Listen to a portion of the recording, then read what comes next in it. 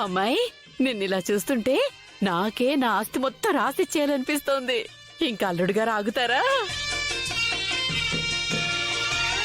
నక్షత్ర పేరు మీద ఆస్తి ఎలా రాయిస్తావా అని అడిగితే లైవ్ లో చూపిస్తాను అంటే ఏమో అనుకున్నాను. ఆడదానికి ఇదో అస్త్రం ఉందని ఈ బ్యాచిలర్ బుర్రకి అర్థం కాలేదు. పోపిన్ని ఏదో కొంచెం రెడీ చేయమన్నాను. నువ్వు మరీలా కొత్త పెళ్లి కూతుర్లా రెడీ చేస్తావని నేను అనుకోలేదు. ఇదిగో అమ్మాయి, అంత ఆస్తి రావాలంటే ఈ మాత్రం ఉండాలి. మిగిలింది చెప్పాల్సినంత తెలివి తక్కువ దానివేం కాదులే. అల్లుణ్ణి వలపు ఒడిలోకి లాక్కున్న మరుక్షణమే ఆస్తి పేపర్ల మీద సంతకం పెట్టించేసేయ్.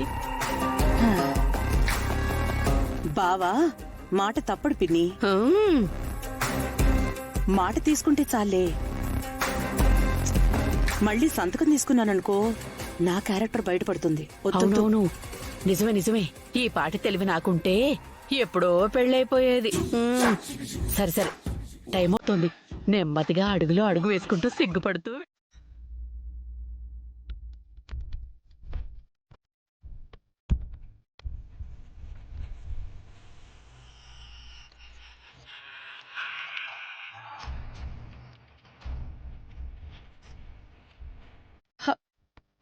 అందుకే నువ్వు భూమిని సొంత కూతురు కంటే ఎక్కువగా చూసుకుంటున్నావని కూడా బయట అనుకుంటున్నారు. నువ్వు శ్రీరామచంద్రుడివి బావా. నా మీద నింద పడిందని నన్ను పెళ్లి చేసుకున్నావు గాని లేదంటే అక్క జ్ఞాపకాలతోనే జీవితం అంతా గడిపేసేవాడివని నాకు తెలుసు. అలాంటి నీ మీద ఇంత పెద్ద మచ్చ పడేసరికి నేను తట్టుకోలేకపోతున్నాను బావా, తట్టుకోలేకపోతున్నాను. ఈ అపవాదు పోవడానికి నాకు ఒకే ఒక్క దారి కనిపిస్తోంది బావా. మనం భూమిని ఎప్పట్లాగే గొప్పగానే చూసుకుందాం. కాకపోతే మన ఇంట్లో పెట్టుకొని కాదు బావా, బయటెక్కడైనా ఒక మంచి ఇల్లు తీసుకో, లేదంటే ఏదైనా హాస్టల్లో పెట్టుకునైనా మనం మంచిగా చూసుకుందాం. అప్పుడు నీ మీద పడ్డ నింద నెమ్మదిగా మాసిపోతుంది.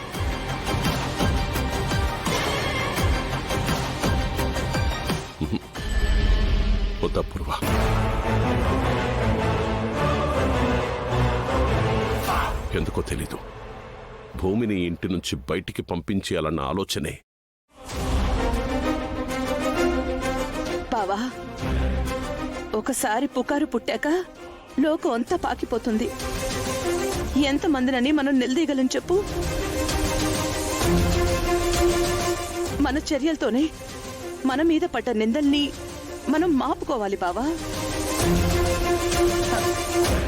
సరే, భూమిని ఎక్కడికి పంపించొద్దు బావా, మన దగ్గర ఉంచుకుందాం, ప్రేమగా చూసుకుందాం. పోనీ ఒక పని చేద్దామా? ఈ ఆస్తంతా నక్షత్ర పేరు మీద రాసేద్దాం.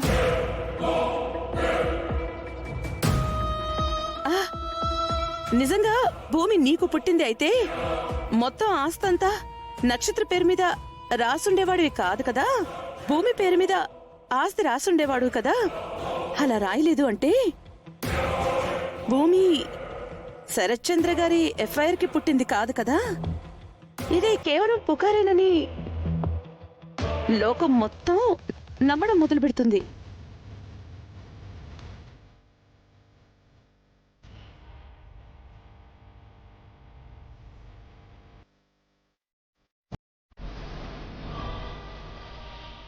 అవునా పూర్వ?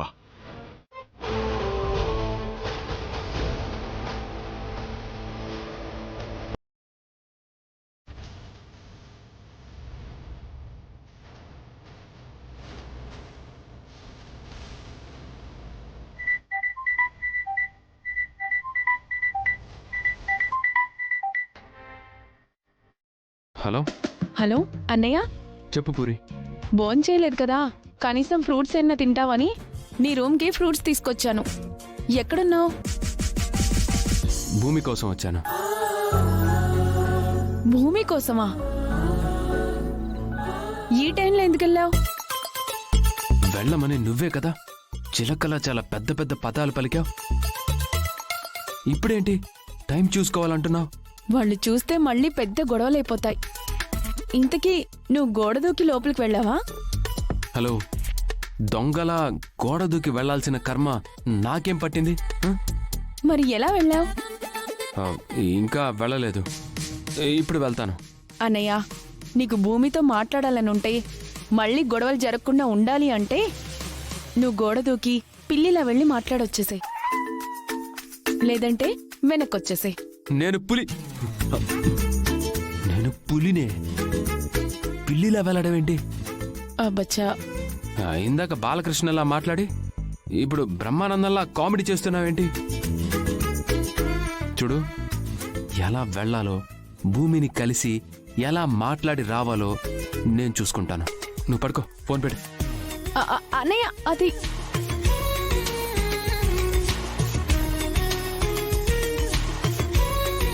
భూమిని వెళ్ళి కలవమంటే రేపెళ్ళి కలవచ్చుగా. ఇంత అర్ధరాత్రి పూట వెళ్ళి కలవాలా?